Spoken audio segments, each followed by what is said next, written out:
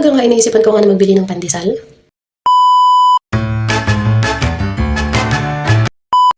A day in my life bilang isang babaeng espanyera. At ito na nga umaga na naman, syempre kailangan nating mag-asikaso.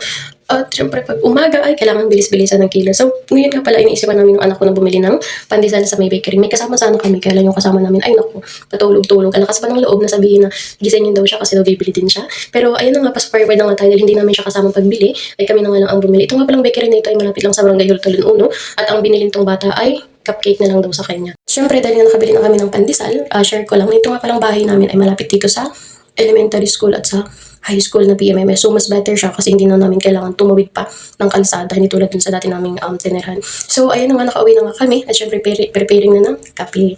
O, ayan, so makikita nyo, di ba, pag umaga talaga hindi mawawala sa ating mga Pilipino ang mag-inom ng kape. At habang ako nga ay nagkakape, naisipan ko na kunin ko yung reviewer ko para sa darating kong exam this coming March. So, syempre, kailangan natin mag-review din pag may time para hindi natin makaligtas. O, diba? Galing. O, ayun nga, syempre, pinapil ko nga yung aking pagkakape. Dahil ang sobrang sarap talagang isaw-saw ng pandesal, lalo na pag yung kape ay sobrang init pa. O, diba? At syempre, pagkatapos kong magkape, ay niliguan ko na nga yung bata, naligo na kami kasi nga malapit na din yung duty ko ngayong umaga. So, itong bata na to, pinapatulog ko siya pag maaga pa. Syempre, wala namang ibang magbabantay kami lang kasi yun yung pinakamalaking malaking din kasi nandito ako sa bahay, so ako yung mismo nakakapagbantay sa kanya. So ayun, pag gabi pinapatuloy ko na siya maaga para sa umaga magigising ko din siya para malilikuan ko din siya. So ayun, inaayusan ko na nga siya. At syempre pagkatapos nga niya, syempre ako naman, diba? Kaya dito lang sa bahay kailangan nating alagaan ang ating sarili.